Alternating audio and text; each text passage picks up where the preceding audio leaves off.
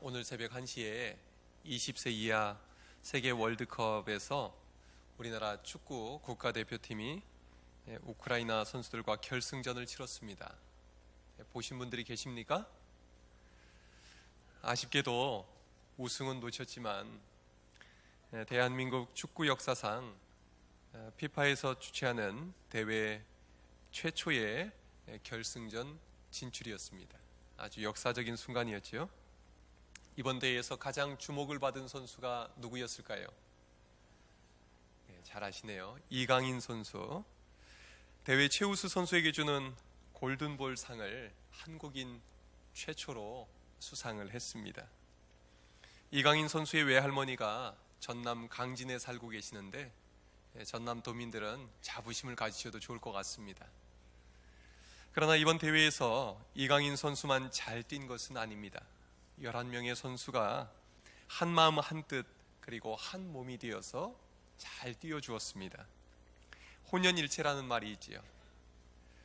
여러 사람의 생각과 행동이 조금도 다르지 않고 완전히 하나가 되었을 때 쓰는 말이 혼연일체입니다. 이번 우리 대표팀은 혼연일체가 되었습니다. 결승전에서 아쉬움이 좀 남았지만 한국 대표팀이 한 마음 한 몸이 되어서 너무나도 잘 뛰어주었습니다. 오늘은 교회력으로는 삼위일체 주일입니다. 삼위일체 주일은 성부, 성자, 성령 하나님이 각각 개별적으로 계시지만 동일한 본질을 가지시고 하나로 연합되어 계심을 믿음을 고백하는 주일입니다. 우리 기독교인들이 믿는 하나님을 가장 잘 표현해 주는 말이 바로 삼위일체의 하나님입니다. 삼위일체 하나님을 말로 설명하는 것만큼 어려운 일이 없습니다. 그러나 이 세상에 있는 바른 신학을 가진 모든 교회들은 삼위일체 하나님을 믿는다고 고백합니다. 왜냐하면 삼위일체 하나님보다 더 좋은 하나님에 대한 표현을 아직 찾을 수 없기 때문입니다. 오늘 함께 우리 삼위일체 주일을 맞이해서 삼위일체 하나님을 믿는 교회로서 우리가 어떤 교회가 되어야 할까 하는 내용을 살펴보고자 합니다. 오늘 본문에서 예수님은 성령 하나님 이야기로 시작합니다. 우리 12절, 13절을 함께 읽겠습니다. 시작. 내가 아직도 너희에게 이를 것이 많으나 지금은 너희가 감당하지 못하리라. 그러나 진리의 성령이 오시면 그가 너희를 모든 진리 가운데로 인도하시리니 그가 스스로 말하지 않고 오직 들은 것을 말하며 장래일을 너희에게 알리시리라. 아멘. 삼위일체 하나님을 믿는 교회는 성령 공동체입니다. 함께 해보시겠습니까? 성령 공동체. 삼위일체 신앙은 진리의 성령님이 오셔야지만 믿을 수 있기 때문입니다. 기독교의 진리는 머리로 깨달아 알 수 있는 것이 아닙니다. 생각을 많이 한다고 득도할 수 있는 것도 아닙니다. 공부를 많이 해서 되는 것도 아닙니다. 진리의 성령님이 오셔야만 합니다. 예수님은 3년 동안 제자들에게 하나님 나라의 진리를 가르쳐 주셨습니다. 예수님 자신에 대해서도 말씀해 주셨습니다. 그러나 제자들은 이해하지도 못하고 믿지도 못했습니다. 오늘 본문의 말씀처럼 감당할 수가 없었던 것입니다. 제자들은 바리새인들처럼 성경을 많이 공부한 사람들이 아니었습니다. 똑똑한 사람들이 아니었습니다. 잘난 사람들도 아니었습니다. 이 세상에서 가장 뛰어난 선생님이신 예수님께서 직접 가르쳐 주셨음에도 불구하고 그들은 깨닫지 못했던 것입니다. 그러나 오순절에 성령님께서 제자들에게 충만하게 임하시자 제자들은 예수님의 가르침을 깨닫게 됩니다. 그리고 믿어지게 됩니다. 또 다른 보혜사이신 성령님께서 제자들 속에 들어와서 그들의 생각을 변화시켜 주시고 깨닫게 해주셨기 때문입니다.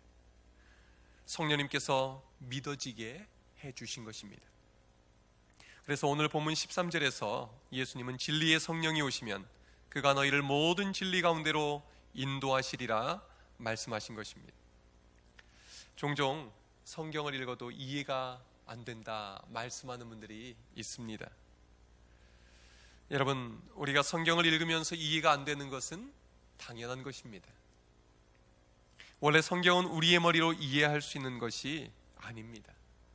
세상적으로 석사, 박사 학위를 몇 개를 갖고 있어도 성경을 읽으면 줄거리는 알지 몰라도 그 깊은 뜻을 이해하고 믿기는 어려운 것입니다. 예수님께서 직접 가르쳐 주신 제자들도 깨닫지 못한 말씀을 우리가 무슨 수로 깨달을 수가 있겠습니까? 그러나 진리의 성령님이 우리 안에 임하시면 성령님이 우리를 모든 진리 가운데로 인도하십니다. 깨달아지게 하십니다. 믿어지게 하십니다. 이것이 믿음의 원리인 것입니다. 디모데후서 3장 16절입니다. 모든 성경은 하나님의 감동으로 된 것으로 라고 말씀합니다. 하나님의 감동은 성령님을 통해서 이루어집니다.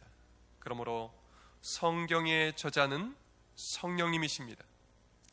성경의 저자이신 성령님께서 우리 안에 임하셔서 우리에게 가르쳐 주시고 깨닫게 하시고 믿어지게 하실 때 우리는 말씀을 제대로 이해하고 믿을 수가 있는 것입니다. 여러분, 성경 말씀이 잘 이해되지 않거나 믿어지지 않는 분들이 계십니까? 그렇다면 성령님의 도우심을 구하시기를 바랍니다. 성령 충만함을 구하시길 바랍니다. 삼위일체 신앙도 우리의 머리로, 우리의 지식으로 깨달을 수 있는 것이 아닙니다. 이해하려 하면 할수록 더 복잡해지기만 합니다. 우리는 삼위일체 하나님보다 삼위 중에 한 분을 믿는 것이 더 쉽습니다. 유대인들처럼 구약의 여호와 하나님만 믿든지 신약의 예수님만 믿든지 예수님이 보내주신 성령님만 믿으라면 어려울 것이 없을 것입니다. 그러나 그런 신앙은 성경에서 가르치는 하나님에 대한 신앙이 아닙니다. 기독교 역사상 어느 한쪽으로 치우쳐서 신앙을 가지려 했던 이들은 다 이단으로 판정되었습니다. 성경에서 가르치는 신앙이 아니기 때문입니다. 성부 하나님이 성자 하나님을 보내주셨고 성자 예수님은 성령님을 우리에게 보내주셨습니다. 성삼위 하나님은 본질상 동일하신 하나이신 하나님이십니다. 이 신앙은 논리적으로 설명하기는 어렵지만 우리가 절대로 포기할 수 없습니다. 왜요? 성경에서 가르쳐주는 우리 하나님의 모습이기 때문입니다. 성경은 시작부터 머리로 이해할 수 없는 말씀입니다. 태초에 하나님이 천지를 창조하시니라.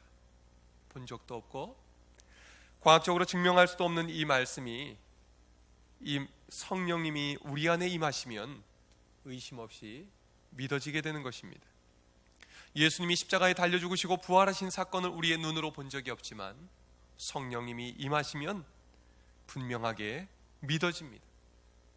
이 세상의 종말에 관하여, 천국과 지옥에 관하여 성령님이 임하시면 의심 없이 믿게 되는 것입니다. 여러분들도 그런 경험이 있으시죠? 도저히 이해도 안 되고 믿어지지도 않던 것이 성령님이 임하시고 은혜 받고 나면 저절로 믿어지는 경험을 하지 않으셨습니까? 마찬가지로 성령 받으면 성부, 성자, 성령 삼위 하나님이 하나 되심을 우리는 믿게 되는 것입니다. 없는 사실을 믿는 척하는 것이 아닙니다. 우리의 지식과 이해의 능력으로는 절대로 알 수도 믿을 수도 없는 진리를 성령님이 임하시면 알게 되고 믿게 되는 것입니다. 음식은 먹어본 사람만이 그 맛을 압니다. 간장게장 좋아하시는 분들 계십니까? 사키농어 좋아하시는 분들 계십니까? 커피를 특별히 좋아하시는 분들이 계십니까? 안 좋아하는 분들은 그거 무슨 맛에 먹냐? 나는 못 먹겠다. 이런 얘기하는 분들이 있죠. 그런데요, 그 맛이 얼마나 좋은지 아무리 말로 설명을 해줘봤자 알 수가 없습니다. 그냥 그런가 보다, 그냥 좋은가 보다 생각을 하는 것이지요. 그러나 그 음식을 직접 먹어보고 맛을 알게 된 사람은 그 다음부터는 설명이 필요 없습니다. 생각만 해도 그 맛이 느껴지는 것이죠. 누가 얘기해 주지 않아도 생생하게 알고 있고 좋아하게 되는 것 아닙니까? 삼위일체 하나님도 말로 들어서 이해할 수 있는 것이 아닙니다. 성령 충만함을 받고 나면 믿어지는 것입니다. 삼위일체 하나님은 생각 속의 개념이 아니라 경험되어지는 것입니다. 그리스도인들의 진정한 믿음은 성령님이 임하실 때에 주어집니다. 믿기 어려운 것을 믿으려고 애써서 믿을 수 있는 것이 아닙니다. 믿어지는 것입니다. 안 되던 것이 되어지는 것입니다. 여러분, 우리 교회는 삼위일체 하나님을 믿는 공동체입니다. 성령 충만함을 받지 않고서는 믿을 수가 없습니다. 삼위일체 하나님이 믿어지지 않으신다면 하나님께 솔직하게 구하십시오. 하나님, 저는 삼위일체 하나님이 믿어지지가 않습니다. 이해되지도 않습니다. 저에게 성령 충만함을 허락해 주셔서 삼위일체 하나님을 믿게 해주시고 경험하게 하여 주옵소서. 간절히 사모하는 이들에게 하나님은 반드시 응답해 주십니다. 삼위일체 하나님을 믿는 교회는 두 번째로 사랑의 공동체입니다. 함께 보시겠습니다. 사랑의 공동체. 14절 함께 읽겠습니다. 그가 내 영광을 나타내리니 내 것을 가지고 너희에게 알리시겠습니다. 아멘. 이 말씀은 사랑의 본질을 가르쳐 줍니다. 14절 전반절에서 그가 내 영광을 나타내리니 라고 말씀하고 있는데, 이 번역은 헬라어 성경의 정확한 번역이 아닙니다. 새번역 성경이 더 잘 번역했습니다. 또 그는 나를 영광되게 하실 것이다. 공동번역은 조금 더 잘 번역했습니다. 또 그분은 나를 영광스럽게 하실 것이다. 이 말씀은 성부, 성자, 성령 삼위 하나님이 서로 어떤 관계인지를 잘 나타내 보여줍니다. 성령 하나님이 제자들에게 임하시면 성령님은 자기를 나타내시고 자기를 높이고 자기가 영광받는 분이 아니십니다. 성령님은 성자 예수님을 영광스럽게 하십니다. 성령님은 스스로 하고 싶은 말씀을 하는 것이 아닙니다. 13절 하반절에서 그가 스스로 말하지 않고 오직 들은 것을 말하며 장래일을 너희에게 알리시리라 말씀합니다. 성령님은 예수님께 들은 것을 말씀하신다 하셨습니다. 성령님은 예수님이 말씀하신 것을 제자들에게 생각나게 하시고 가르쳐 주시고 믿어지게 하시는 것입니다. 그래서 성령 체험은 예수 체험이 됩니다. 성령님은 자신을 드러내시는 것이 아니라 예수님을 높이시고 예수님을 영광스럽게 하는 분이기 때문입니다. 예수님은 어떻습니까? 아버지 하나님을 높이시고 영광스럽게 하십니다. 요한복음 17장 4절에서 예수님은 아버지께서 내게 하라고 주신 일을 내가 이루어 아버지를 이 세상에서 영화롭게 하였다라고 말씀하십니다. 예수님은 이 땅에서 철저히 하나님 아버지를 높이는 삶을 사셨습니다. 예수님의 모든 삶은 아버지께서 영광 받으시도록 하는 그 일에 초점이 맞춰져 있었다는 것입니다. 요한복음 14장 28절의 말씀입니다. 내가 갔다가 너희에게로 온다 하는 말을 너희가 들었나니 나를 사랑하였더라면 내가 아버지께로 감을 기뻐하였으리라. 아버지는 나보다 크심이라. 아버지는 나보다 더 크신 분이라고, 모든 영광은 아버지께 올려드린다고 예수님은 말씀하신 것입니다. 예수님은 이 땅에 계시면서 자신을 높이지 않으셨습니다. 항상 아버지의 뜻을 구하고 아버지께서 들려주신 말씀대로 말씀하셨고 아버지의 뜻을 따라 사셨습니다. 빌립보서 2장 6절부터 11절 말씀은 성부 하나님과 성자 예수님의 관계를 잘 보여줍니다. 그는 근본 하나님의 본체시나 하나님과 동등됨을 취할 것으로 여기지 아니하시고 오히려 자기를 비워 종의 형체를 가지사 사람들과 같이 되셨고 사람의 모양으로 나타나사 자기를 낮추시고 죽기까지 복종하셨으니 곧 십자가에 죽으심이라. 예수님은 하나님의 아들로서 아버지와 동등되게 여김 받으시기에 합당한 분이셨지만 아버지의 뜻을 이루기 위해서 자기를 낮추셨습니다. 죄인된 인간을 구원하시기 위해서 죄인된 인간의 모습으로 오셨던 것입니다. 그리고 아버지의 뜻을 이루기 위해 십자가에 달려 죽으시기까지 하셨던 것입니다. 죄가 없으신데 연약한 인간으로 몸으로 오신 주님은 자신을 낮추시고 죽음에까지 들어가셨던 것입니다. 이 예수님을 하나님 아버지께서는 어떻게 하십니까? 이러므로 하나님이 그를 지극히 높여 모든 이름 위에 뛰어난 이름을 주사 하늘에 있는 자들과 땅에 있는 자들과 땅 아래에 있는 자들로 모든 무릎을 예수의 이름에 꿇게 하시고 모든 입으로 예수 그리스도를 주라 시인하여 하나님 아버지께 영광을 돌리게 하셨느니라. 자신을 지극히 낮추신 그 아들 예수 그리스도를 모든 이름 위에 높이셨다는 것입니다. 지극히 높여주신 것입니다. 성부, 성자, 성령 하나님은 자신을 낮추고 서로를 높여주십니다. 자신이 영광을 받으려 하지 않으시고 서로를 영광스럽게 하십니다. 또한 자기를 희생하여 서로의 뜻을 이루십니다. 이것이 바로 성부, 성자, 성령 하나님이 하나가 되시는 방법입니다. 이렇게 성부, 성자, 성령 하나님이 서로를 존중하고 서로 신뢰하고 서로 희생하고 서로 사랑하는 것이 삼위일체의 하나님의 모습입니다. 이것이 바로 하나님의 형상입니다. 요한일서 4장 16절에서 하나님은 사랑이시라 말씀합니다. 하나님의 본질은 사랑입니다. 그러므로 하나님의 형상이 무엇입니까? 사랑입니다.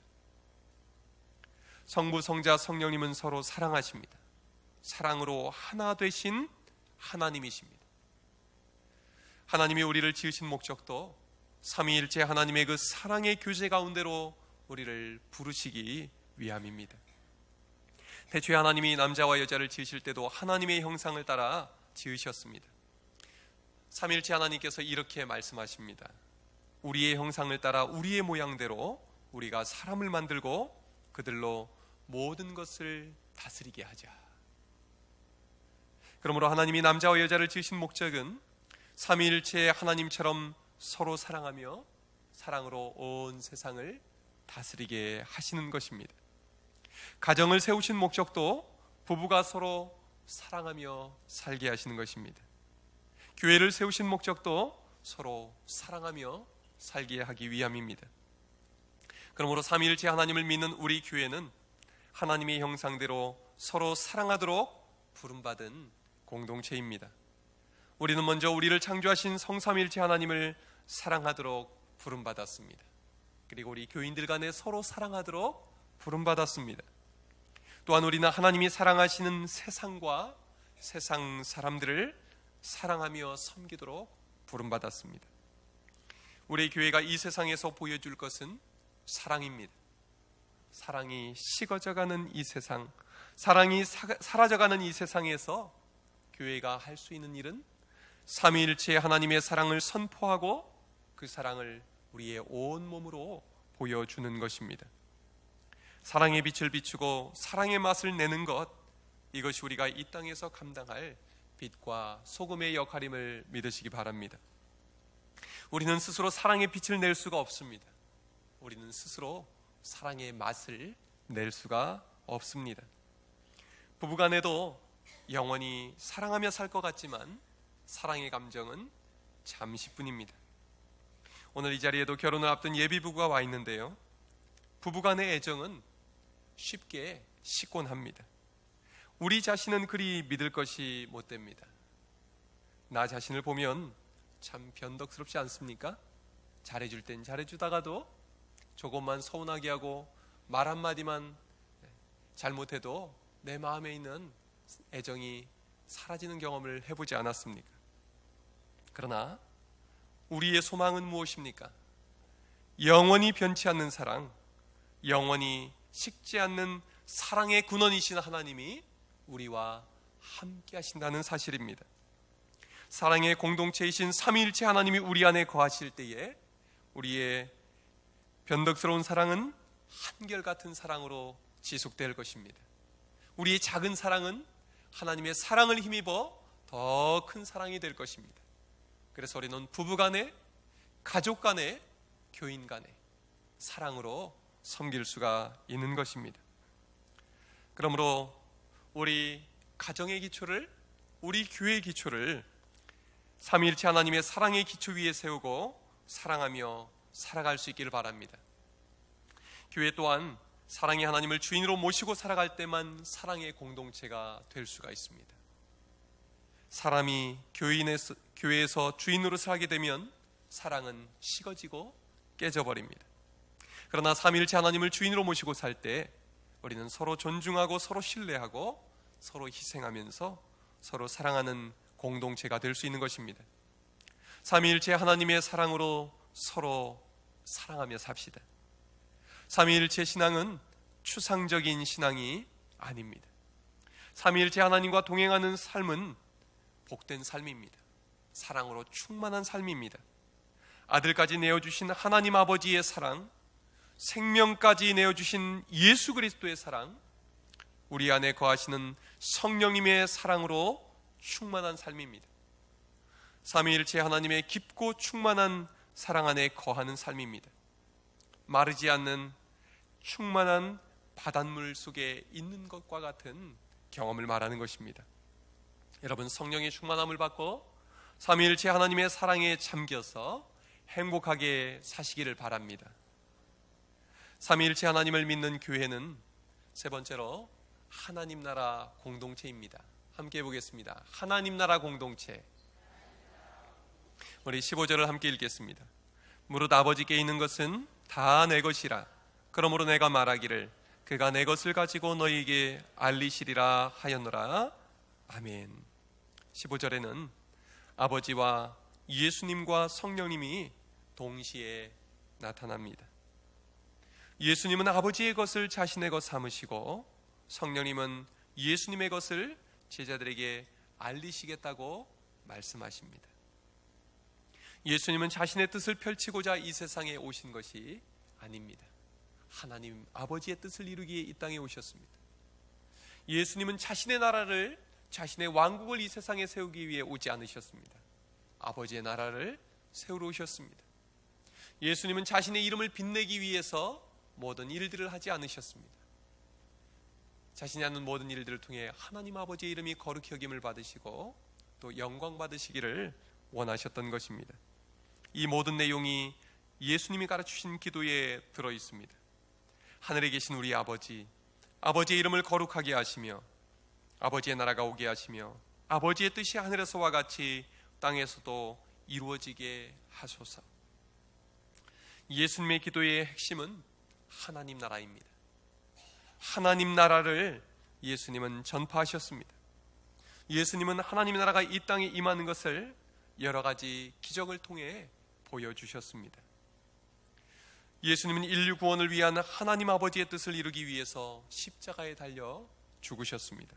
그리고 죄와 사망의 권세를 이기시고 사흘 만에 살아나셔서 하나님 아버지 우편의 보좌에 앉으셨습니다.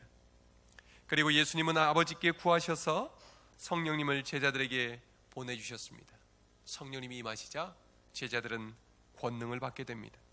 그리고 예루살렘과 온 유대와 사마리아와 땅끝까지 이르러 하나님 나라의 증인이 됩니다. 예수님이 행하셨던 기적들을 행하며 하나님 나라를 이 땅 위에서 보여줍니다.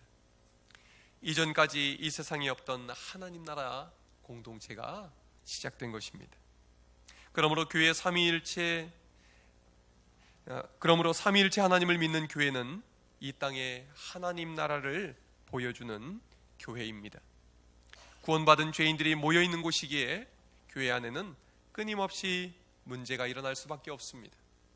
처음 예수님을 믿는 분들은 교회가 천국인 줄로 알고 들어오는 분들이 계십니다. 그러나 신앙생활을 하다 보면 실망을 하기도 하고 낙심을 하기도 합니다. 분명히 말씀드립니다. 교회는 천국이 아닙니다. 하지만 교회가 삼위일체 하나님을 주인으로 모실 때 자신들의 허물이 아니라 이 땅에서 천국의 모습을 보여줄 수 있는 권능을 받게 됩니다. 삼위일체 하나님을 믿는 교회는 하나님의 나라가 이 땅에 임하도록 부름받은 공동체이기 때문입니다. 삼위일체 하나님은 교회 안에만 머무시는 하나님이 아니십니다. 천지를 창조하신 하나님이 온 세상을 사랑하셔서 그 아들을 이 세상에 보내주셨습니다.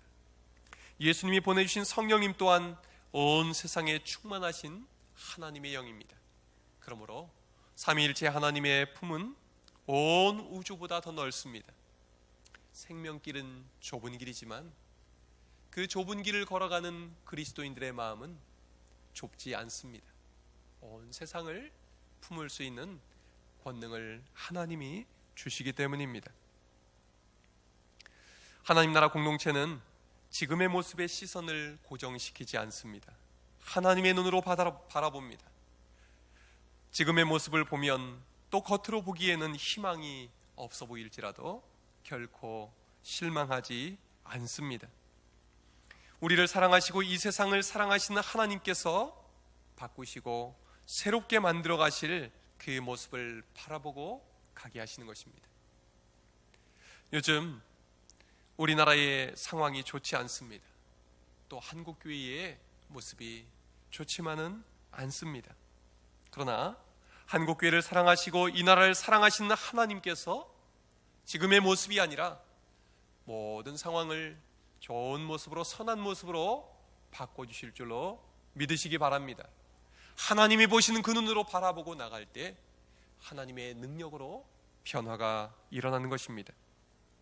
하나님이 우리 덕중교회를 이 지역에 세우신 이유는 하나님 나라 복음을 전파하고 하나님 나라를 이 땅 위에 세워가기 위함입니다. 여러분, 성령 충만함을 받고 삼위일체의 하나님을 우리 삶의 주인으로 모시고 살아갈 수 있기를 바랍니다. 사랑의 공동체이신 성삼위일체 하나님을 본받아 우리도 사랑하며 살아갈 수 있기를 바랍니다. 그래서 우리 덕중교회가 하나님의 나라를 보여주며 하나님의 나라를 세워가는 하나님의 나라 공동체로 살아가기를 주님의 이름으로 축원합니다. 기도하겠습니다.